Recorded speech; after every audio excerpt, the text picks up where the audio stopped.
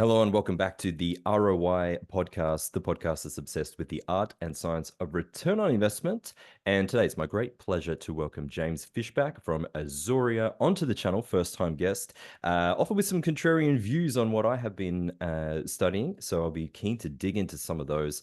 Guys, disclaimer, nothing we say is advice. It's just two guys having a chat the good old fashioned way or via technology, albeit. James, welcome to the ROI channel. Thank you very much for joining me today. I would love it if you could introduce yourself and perhaps give us a 2-minute synopsis on your personal background and how you ended up in financial markets. Well, thanks, Ben, for having me. Real pleasure to be here. I mean, the return on investment is really the heart of what we do as investors. So, what better way to frame it than that? I grew up in Florida, went off to college in Washington, D.C., of course, the capital here in the US, and spent a lot of time thinking about what actually drives markets beyond the day-to-day movements that I think, today we had a huge Fed meeting. And I think the question is, will that matter 2 months or even 2 weeks from now for where things are priced in the market? But I come at markets from really a risk taker standpoint. I'm a big fan of the philosophy of markets, of how markets price things and revolve around certain macro events.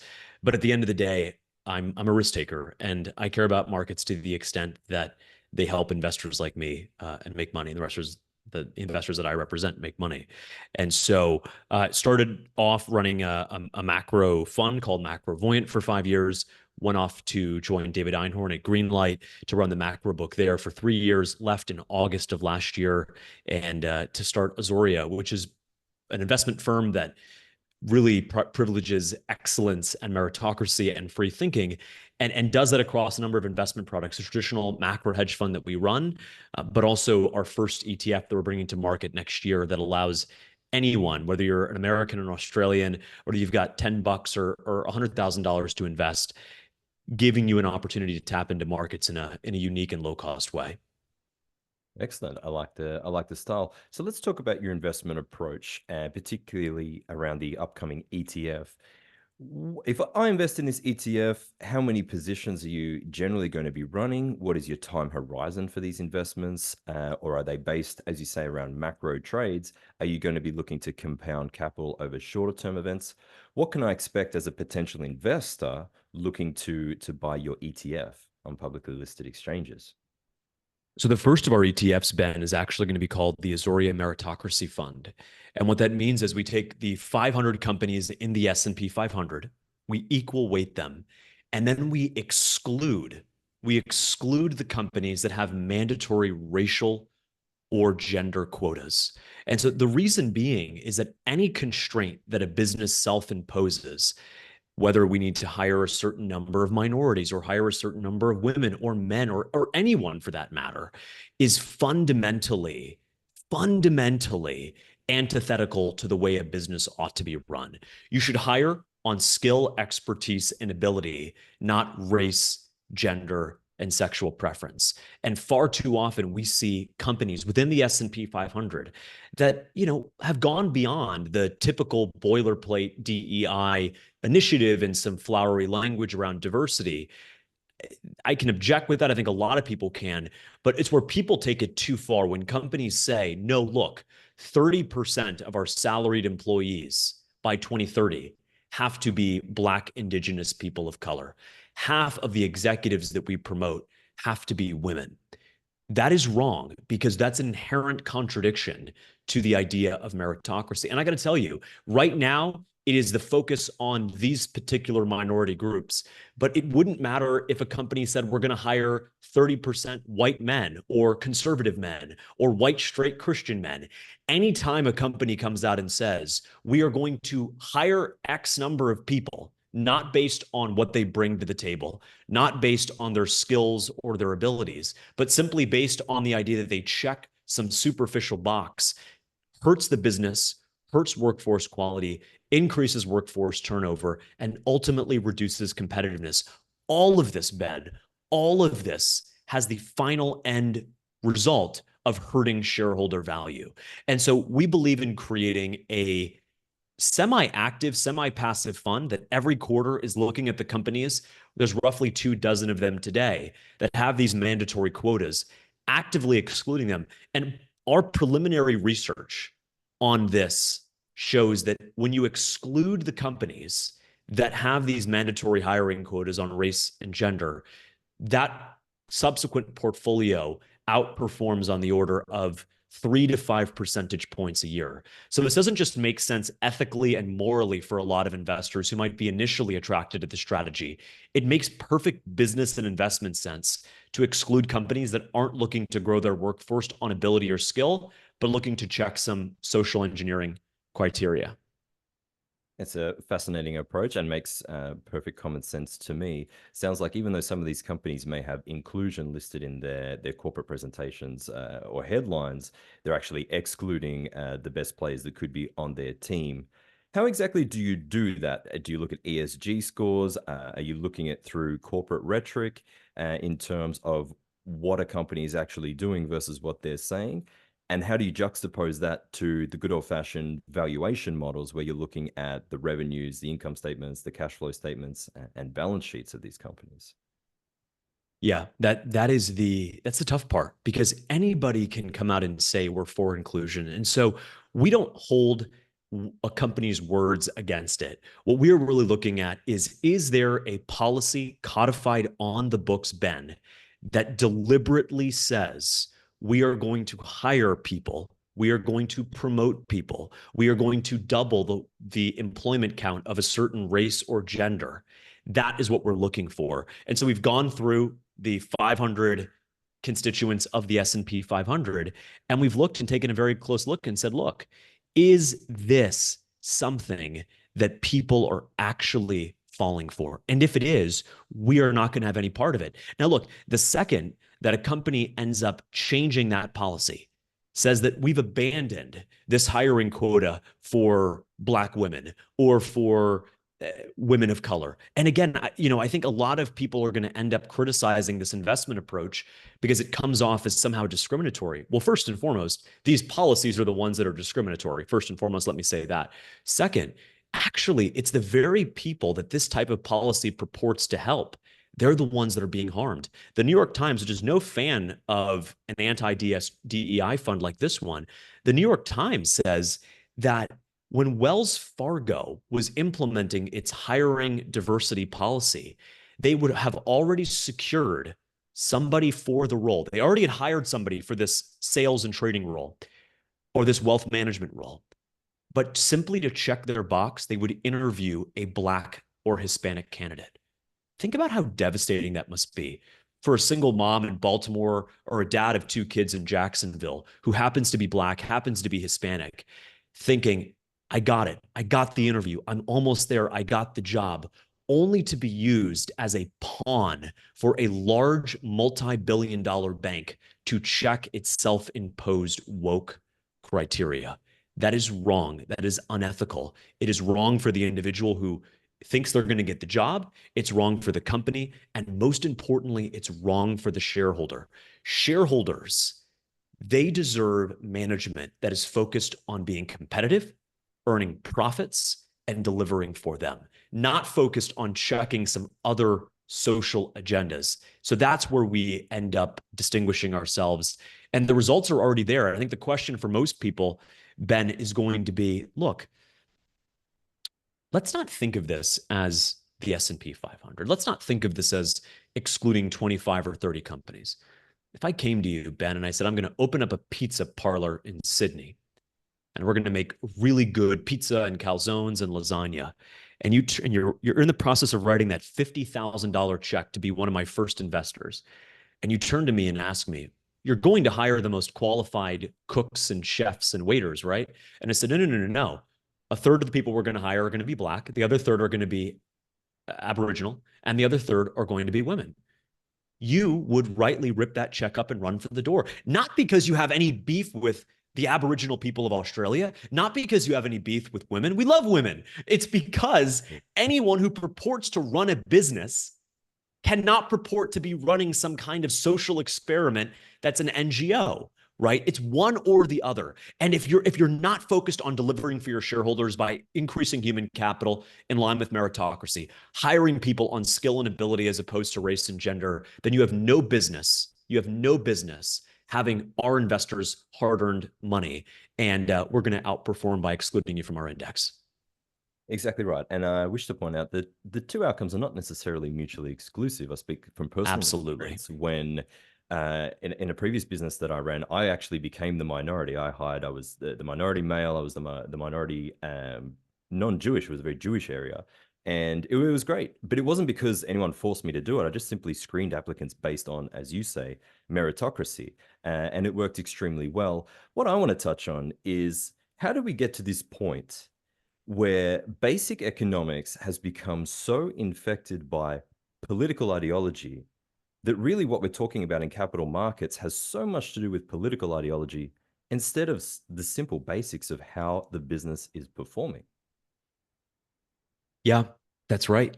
It is a profound change from Milton Friedman's idea that to run a business is to deliver for your shareholders, to increase your profits, and to create a compelling good or service. You can go back to 2019 when the Business Roundtable rejected the long-held, long-proven philosophy of shareholder primacy and switched over to stakeholder primacy. That no, it's not actually the shareholder that matters. It is the community, and it is the people that have been underserved by the community, and so on. They're the people that we need to weight into this equation. We need to weight employers, our partners, the community schools, the NGOs, the nonprofits. You can do all of that. You can donate, but you can't. You can only have one top priority. And the problem is these companies have swapped out delivering for shareholders as a top priority for running some sort of social agenda as a top priority. And I want to say, to your point, it's not mutually exclusive. Look at the U.S. Olympic team. You had an Olympic player recently on the breakdancing, I remember, who did very well with some interesting dance moves. But look at the U.S. women's Olympic team, as diverse, conventionally diverse as you could imagine, from Simone Biles to Sunny Lee. But you bet that there was no DEI. There was no hiring quota. There had to be a Black woman in Simone Biles. There had to be an Asian woman in Sunny Lee. Absolutely not. These women, incredible, incredible gymnasts, got there through their talent, through blood, sweat, and tears, through their ability, and through their skills. And yet we had this beautiful, beautiful display of diversity.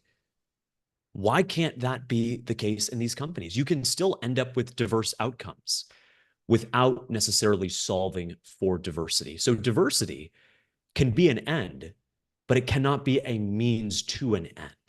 And that's what this is about. And I would just go to say that this is a forced constraint, Ben.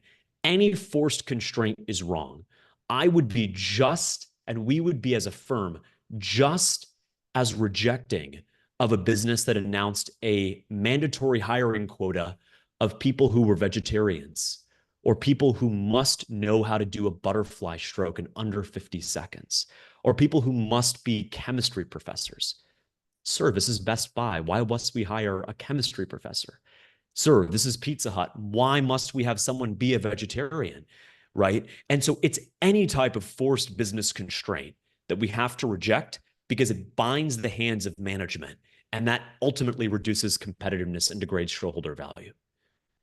Indeed, reducing the social benefits that come from a flourishing society through good and efficient use of capital. Now, I think, first of all, how dare you come into my house and remind us all of the breakdancing fiasco? But that is an excellent example of what goes wrong when you do not hire or select, in this case, based on merit and based on political insidership and ideology. And goodness knows what else. I would like to talk to you about the recent moves made by Fed Chair Jerome Powell and cutting interest rates. And we have an interesting situation on the horizon in terms of fiscal situation in the United States, as far as I can tell, being papered over by a monetary policy. What was your take on the latest Fed cut and how that can affect markets in the short, medium, and perhaps longer term? Or does it even matter? Well, it doesn't matter. It doesn't matter at all. And here's the ultimate gut check on whether it matters. And I always love these. Does it pass the BS test? It's September 18th. Do you believe that on March 18th, 6 months from now, we will wonder why the stock market isn't higher or why unemployment isn't lower because of the decision made today? I do not. I right? think it will have a negligible effect. A negligible effect. And so the effect may be large. I mean, today's moves in the market, I think people are going to ascribe to the initial rally right after they cut 50 in the S&P futures, and then the commensurate sell-off with, well, he might not have been as dovish, the signaling of the path between now and December.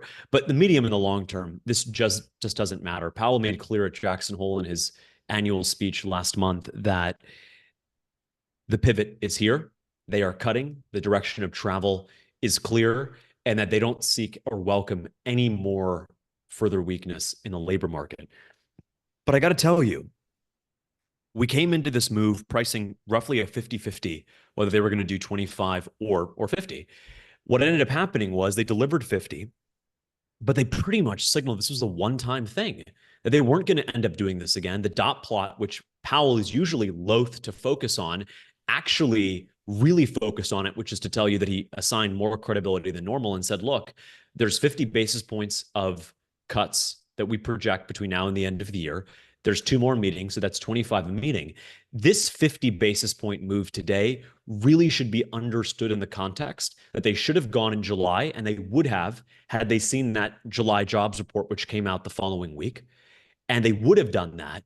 They would have cut 25 then. They would have normally cut 25 today. So this is really about playing catch up and doing a risk management more than anything else. It wasn't about signaling a more aggressive cutting cycle. It wasn't about signaling that this is one of many 50 basis point rate cuts. It wasn't, as FinTwit often says, Powell breaking out the money printer, much as your breakdancer broke down her moves in Paris last month. This is very simply a recalibration in Fed policy, the likes of which we saw in 2019, in 1995, and 1998. You think if there's 2 ways the Fed cuts rates. You've got what I call the buzz cut, which is take everything off, take all the rates, take them right down to zero. When do they do that? They do that in the wake of the dot-com bubble bursting. They do that in 2008. Of course, they do that during COVID. And then there's these trims, these just sort of trim ups where it is 95, 98, 2019. In 2019, there was the trade war. There was a bit of manufacturing weakness in the US, and they weren't ready to engage in a full-blown cutting cycle where you would bring rates down to zero or thereabouts. But they wanted to give themselves a little bit of insurance. They wanted to cut rates just a little bit to recalibrate policy and see where things landed. And so this is a recalibration. This is not a buzz cut. This is not a full-blown cutting cycle. And I had that view coming into today's meeting, and that was further validated by Powell's comments in the press conference. How does that play out in terms of investor expectations of inflation or loss of purchasing power, and particularly is where I've been focusing most of my investment efforts? Depending on how we don't have to get into how the CPI is calculated, but over the longer term, given the fact that in the US, there are at the moment 7% deficit, if I understand the fiscal situation correctly, neither candidate in the debate is talking about austerity measures or cutting the budget. It's like the reverse chainsaw, if I use a Malay analogy. So all of this leads, in my mind, to higher and more volatile inflation for longer, with looser and looser monetary policy arithmetically being required to relieve some of the pressure from the fiscal situation. How much of that is a concern in your mind when you're looking at these opportunities around which to form your investments? A company that can withstand inflationary pressures, or do you think inflation is not such a big deal? It absolutely is a big deal. And, inflation wasn't a word that we used up until about 2 years ago. It was a word that was largely out of the vernacular, right, of the US, where we had gone through this great moderation. We had gone through this period where inflation was defeated in the early 1980s by Fed Chair Paul Volcker. And it was an afterthought. Americans didn't think about inflation. They didn't complain about inflation. There was much more to complain about, and there still is today, but inflation wasn't chief among their concerns. It's very much among their concerns today. It's the number 2 issue going into our presidential election, number 1 being the border. If you ask small businesses, as the NFIB does every month, if you ask them what is their top concern, it's not the level of interest rates. Only 6% say rates are a concern to them. The number 1 issue at 24% of small businesses is inflation. it hurts everyone from the low class to the upper class to small to large businesses. Those costs are especially borne by those who are least fortunate to bear them. And so I would say that investing in this environment is tough. It's about looking at businesses that have some predictability to their expenses, that aren't at the whims of commodity prices that are going to end up affecting them as an input cost as opposed to something they're actually selling. And also looking for tactical hedges, whether that's in the gold market, the silver market, some of the OTC markets like inflation swaps, to hedge out that risk, because that's not a risk that investors want to have to bear. They're already having to deal with it at the grocery store and with health insurance and property insurance. It's not something else they want to have to see in their portfolio. And in terms of energy policy in the US, energy being a main input cost into manufacturing, are you guys looking at the energy sector? Where are you finding value when it comes to the energy sector? I know a lot of that doesn't attract the ESG mandate, and it would seem to fit perfectly within your framework of looking at businesses with a promising future, as opposed to necessarily what is or isn't popular based on ESG scores. Yeah. So the problem with the ESG score is that you get companies like Tesla that literally create and are electric vehicles and are powering the energy transition more than any company on the face of the planet, have lower ESG scores than large multinationals that end up emitting carbon and that aren't pushing the energy transition forward. And so I would first start out by rejecting the idea that ESG scores are anything but a comedic attempt at punishing certain companies and rewarding the pet favorites of the ruling class. And so our approach to energy is very simply, we are in an energy transition, but fossil fuels will continue to be a part of that transition. This idea of net zero, first off, isn't just unrealistic, it's uneconomical and it's cruel. It's cruel to go to sub-Saharan Africa and say that because you're not powering your hospital with solar panels, with a wind turbine, that you can't run your hospital and provide care to those who need it. It's cruel to say that you must drive an electric car if you live in California. You can't go to work in that F-150 that you've owned now for 10 years. And so we are at Azoria, we're firm believers in the clean energy transition, one that is rooted in fossil fuel continuing to play a role in getting us to the other end. And that may take the better part of 50 to 60 years.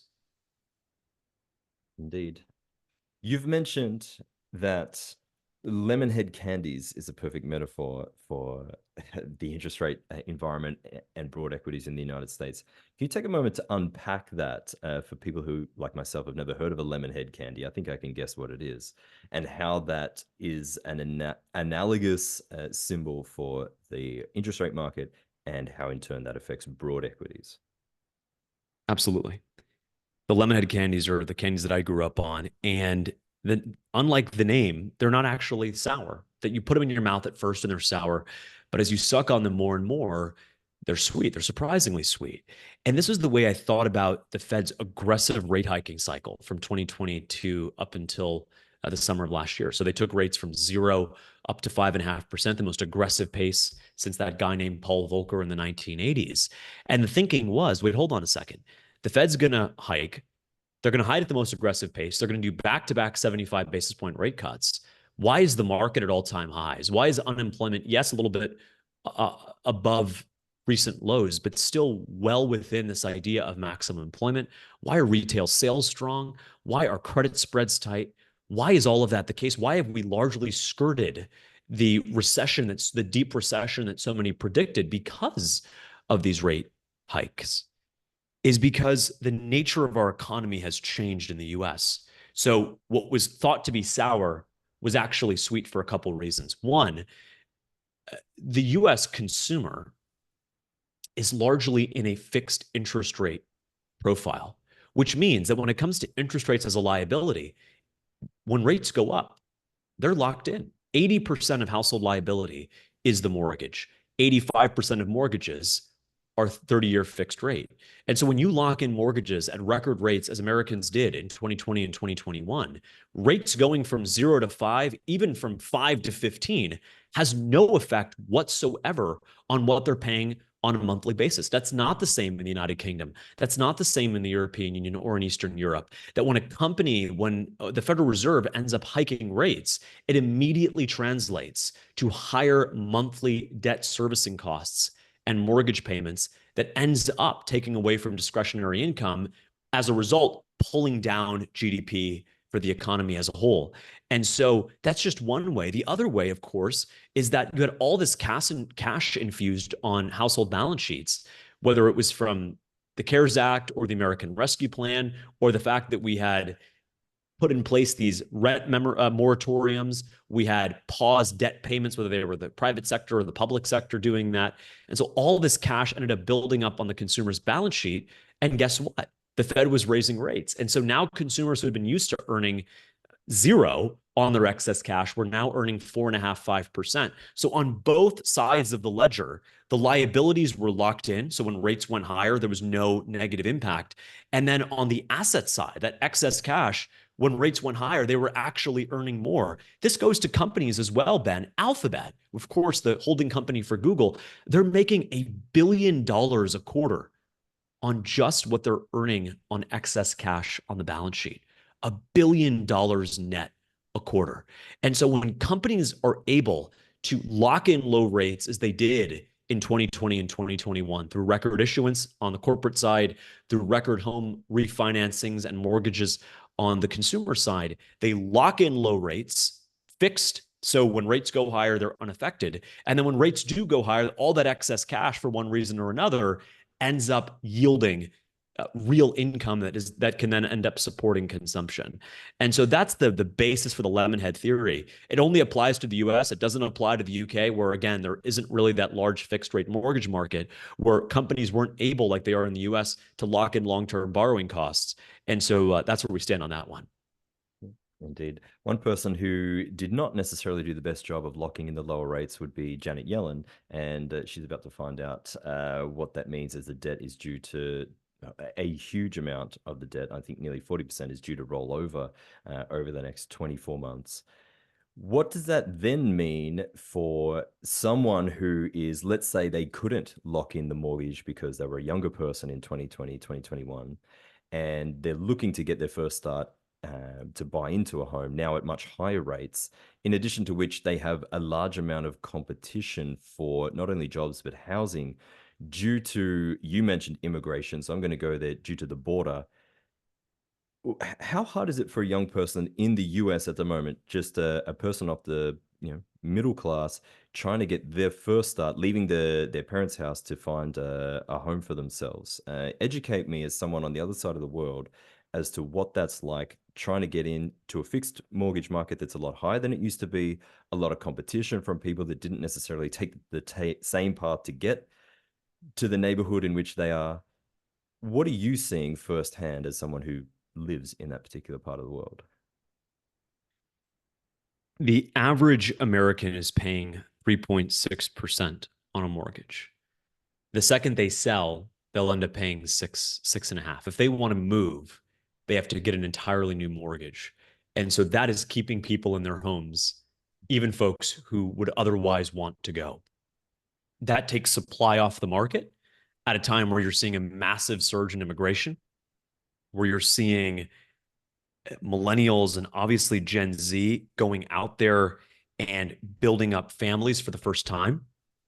And so the biggest thing in this is really just a classic case of supply and demand. The supply is being held back by a long hangover in new construction, really owing back to the 2008 crisis. And then the secondary part, which of course is more recent, is people being trapped in their homes. My parents live in Washington, D.C., and they're not selling because they've got a 3.2% mortgage. The second they sell that and take that profit and move, they've got to pay 6.5%. And so that's keeping people in their homes longer than usual. And that's keeping supply as a result off the market. And so that pushes prices higher. But, the bigger point here is the sense of hopelessness and helplessness Only 37% of Americans believe that their children's lives will be better than their own. 8.5 million Americans are working multiple jobs, in large part to keep up with the record inflation we've seen under the Biden-Harris administration. And then some bigger structural issues like opioid addiction and painkillers. Half of working age men who are not in the labor force, who are not working, are taking opioid painkillers every day, which are flowing across the southern border with ease, making them cheaper and more accessible than ever. And so what you're seeing, unfortunately, is an interplay of secular, structural, and cyclical issues in real time that's conspiring against the new homeowner, that's conspiring against the person who's been renting for a decade and wants to lock in borrowing cost via home purchase. This is a K-shaped recovery. Most economic recoveries, the tide lifts all boats. If you owned assets, if you had cash, if you locked in a mortgage going into the pandemic or shortly after, you're doing very well. If you own a little bit of NVIDIA or the S&P ETF, you're doing very well. If you didn't have a mortgage, if you weren't owning a home, if you didn't have any real allocation to the stock market or assets or excess cash that you could earn 4 to 5% on, you haven't been doing very well. And at the same time, those people that haven't been doing very well have been ravaged by inflation. And so you think normal recoveries are the Nike check recoveries, right? Down and then up. And then you've got sort of the L-shaped recoveries, you go down and then you're at a permanent lower base. We've seen a K-shaped recovery where the upper line has represented the top 20% of Americans. And the bottom line is call it the bottom 40%, who actually their life has gotten persistently worse. And there hasn't been really any relief for them. And I think that actually really skews the way that investors think about consumers. In our democracy in America, it's one person, one vote. But when it comes to aggregate economic statistics, Ben, it's not one person, one vote. The top quintile, the top 20% of Americans represent 40% of consumption. The bottom quintile, the bottom 20%, represent 9% of consumption. And so if the lowest income Americans are being ravaged as they are by inflation, by economic weakness, by deindustrialization, by offshoring, by broken promises from both Republicans and Democrats for decades now, you won't see that in the aggregate data. You'll see it if you go to Youngstown, Ohio. You'll see it if you go to Appalachia in Kentucky, but you won't see it in the GDP numbers, and you'll rarely see it in the aggregate labor market numbers. But that crisis is real. And so you hear a lot about the weakness, the complaints of millennials and Gen Z and low-income Americans in this economy, but you don't see it in the data. Both things can be true. The aggregate economy is decent, solid maybe, but real large parts of America are hurting. And so what's going to happen with that real and larger part of America that's hurting that you mentioned, that lower quintile? Most people have, in my opinion, an unsophisticated idea that it should then lead to more government action, more stimulus, more being spent. Given the current debt to GDP situation in the US being greater than 100%, what happens to the economic multiplier effect if you add more stimulus on top of this situation, which has been distorted due to these very same policies? How do you view that leading into the future? That's the tough part. That's the really tough part. And so much of this is just, these are self-inflicted wounds. It didn't need to be this way. We've spent money we don't have on things we don't need for decade after decade. And it's Republicans and Democrats both that have been behind this reckless spending. I would say that everyone wants to get lulled in by big numbers. The Trump tax cuts are going to cost $1 trillion and the Biden infrastructure is going to cost $1 trillion. The big numbers matter, but what matters more is how that money is being spent, right? If you look at tax cuts, all else equal, what tax cuts do is they incentivize work, right? If tax cuts, obviously there's going to be multiple levers and multiple channels. There's some inflationary dynamic over here on the side of the tax cut. And is it potentially offset by some positive labor supply dynamic.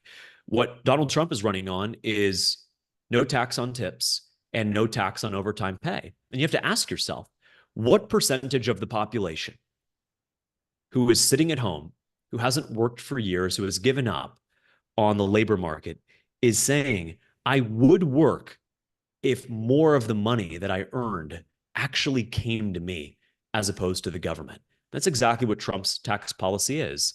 By taking away the disincentives of overtime pay or of service worker employment through tips, you're actually incentivizing millions of people who are on the sidelines to join the labor force. That increase in labor supply is positive. That is actually disinflationary. Now, on the other side, if you look at what President Biden and now Vice President Harris, who's running for president, how quickly that turned around. If you look at what their policies are, well, let's think about it. A $25,000 first time tax credit for homeowners. That's inflationary. It's too much money chasing too few goods. You look at what they did after everything had been resolved with the pandemic. The American Rescue Plan comes around. It was a large misnomer because there was nothing to rescue at that point, Ben. The economy had reopened.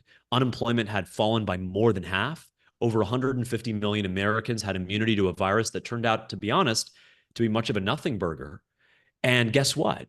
They put $2 trillion into the economy, not to incentivize work, actually to disincentivize work by paying people $300 a month to not work, by paying people through these stimulus checks for doing nothing. 14-year-olds got the same amount of money as a 35-year-old who was working. And so all of this money in the system chased the very few goods and services because of the supply shocks, because of the supply chain issues, because of the lockdown, the broken lockdown policies. And so it was really a double whammy. Excess demand driven by fiscal stimulus, driven by free money, and then a negative supply shock driven by the lingering effects of the pandemic that created this inflation. And so I'm always hesitant to say that, yes, adding to the deficit, we've added to the deficit, we've added to the debt now for 40 years straight. But it wasn't until the past 3 years that we saw the highest inflation in 40 years. Prior to the last 3 years, inflation had averaged 2.5%. And so what was different?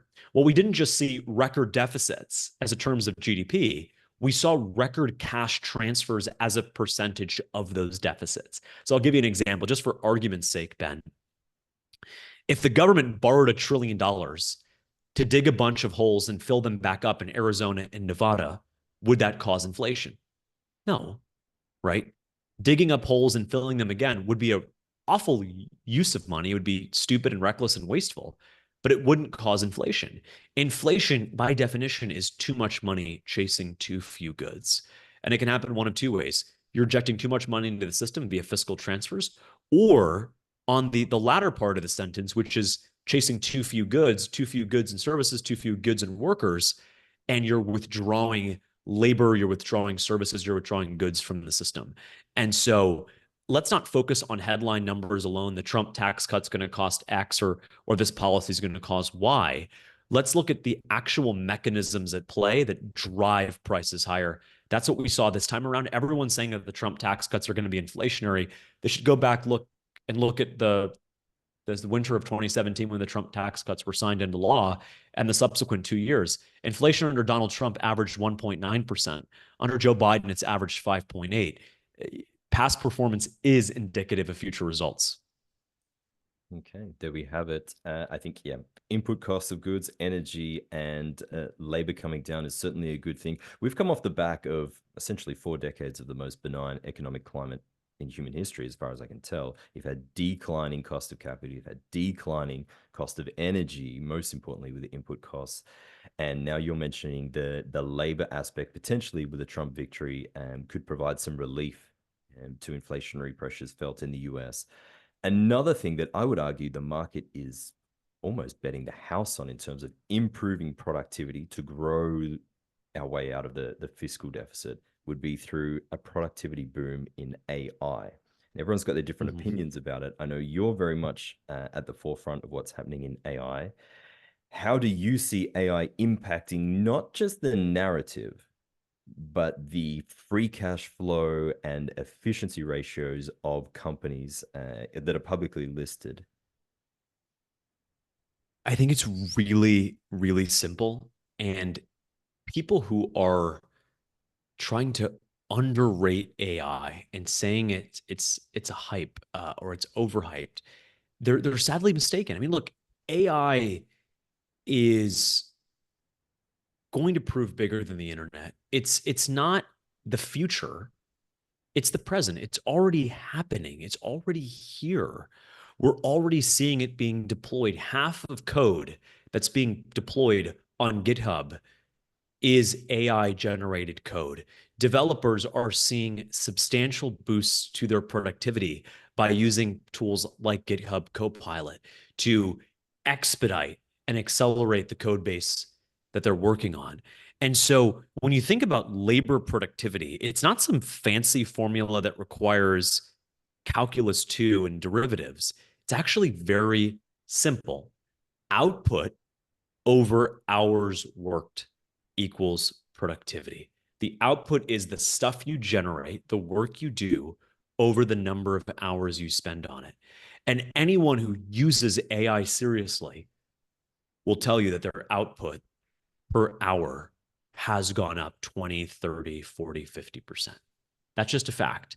And so this is going to take time to play out. If you ask people in corporate America,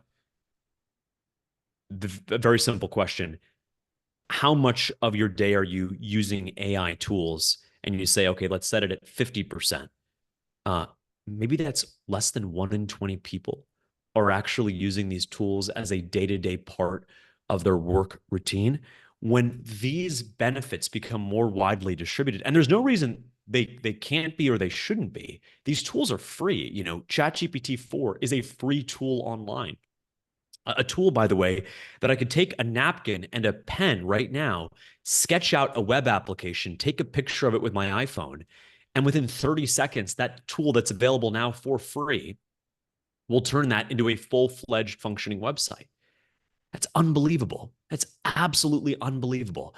And it's transformative. And so we're in the very, very early innings of it, but it's going to be an adoption game. You have to see these benefits widely distributed. They haven't been yet. In fact, companies, for some odd reason, are actually standing in in between the AI productivity boom, in some cases banning tools like ChatGPT and Anthropic's Claude from their official Wi-Fi networks and discouraging employees from using these tools. That's obviously the wrong way to approach it. But if you can do 5 hours worth of work with 1 hour of time using ChatGPT or another large language model, that is unequivocally, unambiguously positive for productivity. And it's just a question of when at this point. I agree. It's certainly very exciting. The question is, as an investor, how do I make money from this trend, James? That's the big one. That's the $1 trillion question, is how do you take this exciting development and actually make money off of it? Because I'll tell you, it's not easy. I think that the longer time horizon you have in this trade, the more easy it would be to make money.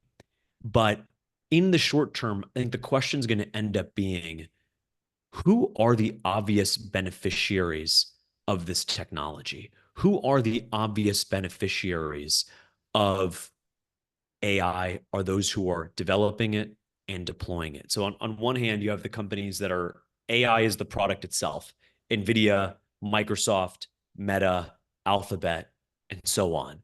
And then for others, that the next stage, the next few stages of this, is that AI isn't the product itself, but AI becomes the tool to boost existing product sales or to cut down on labor and or boost labor productivity within the firm. And so I'm excited, of course, and have been very constructive on NVIDIA and Tesla and Google and Apple and Microsoft for being obviously at the forefront of the AI boom. Of course, NVIDIA chief among them. But what I think is going to be more exciting is the companies that we're not even thinking about, we're not even talking about right now, that are publicly traded, that very well may have a multi-billion-dollar market capitalization, that are going to use AI in a way to boost profits, boost revenue, cut back on excess labor, increase labor productivity to become more competitive, to take on the entrenched players, even in industries that are in no way, shape, or form technologically based.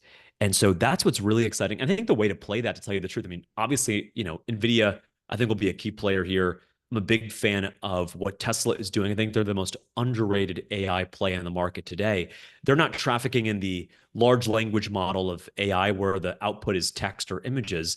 Their output is the real world. Their output is a car that drives itself hundreds of miles without the driver ever touching the steering wheel, as I did just the other day in my Tesla Model 3 using the 12.5 full self-driving. It's absolutely incredible. And Microsoft, who is attacking AI and profiting from it from so many different angles, right? They're obviously part of the hyperscaling business because they have Microsoft Azure. They're helping train these models. They're helping power these models. As companies move away from labor towards software, they're going to need to have this compute capacity on Microsoft Azure's network. On the other hand, they're embedding AI tools into the existing workflows using things like Microsoft 365 and Copilot, where they already have 350 million paid enterprise seats. That is a real market with a real competitive advantage, a real moat where they have real pricing power. There's no ifs, ands, or buts. You're using Microsoft Excel. You used it 10 years ago. You'll use it 10 years from now. And now we can supercharge it with AI as Microsoft is doing and charge more and grow that customer base with time. And so that's really exciting. But I got to tell you, when Chamath Palihapitiya said last year that the real winners of AI will be much like the real winners of refrigeration, AI is the refrigerator. The real winner will be the Coca-Cola. The companies that otherwise would not have been profitable and successful or may not even exist without the refrigeration, without the technologies that are enabled and the technology benefits that are enabled with this generative AI technology. And so what is all of this to say? That yes, in the short term, and in the long term, for that matter, you want to own the first order beneficiaries. Those where the AI is the product itself, NVIDIA with its chips, GPUs, Blackwell, Tesla with its cars, with FSD, with Optimus, with so on, Microsoft with its massive hyperscaling business and also with its own enterprise software business that's using AI. Yes, AI is the product. But I don't think you can also go wrong with having a longer term position in just, dare I say, a passive index fund that is going to have beneficiaries from the tech world to medicine to retail to energy to benefit from this technology. There are energy companies that are going to be able to more accurately price and distribute the cost of energy, to look at production in an entirely new way and cut costs and increase value there via these technologies.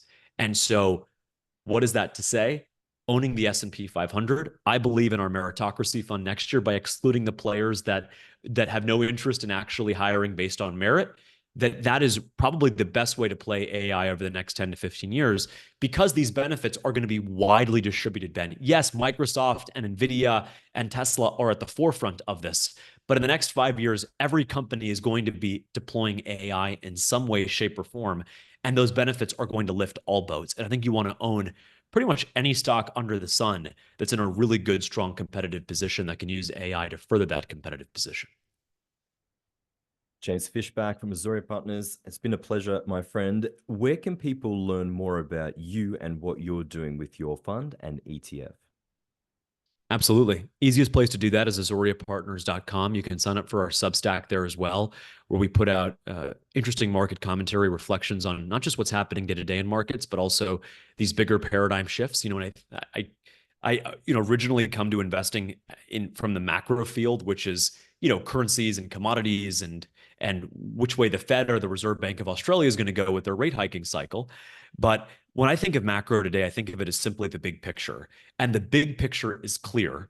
AI is the future. Meritocracy and excellence is the way that companies should be running themselves. And we're moving away from a world that prioritized and rewarded DEI and ESG. And so these are big picture trends. It's what I view as macro, as the big picture. And I'd love for them to be a part of this journey with us at azoriapartners.com. Thank you very much. And listeners, details will be in the description. Guys, thank you very much for tuning into the ROI channel. I look forward to catching up with you in another episode shortly. Take care. Thank you, Ben.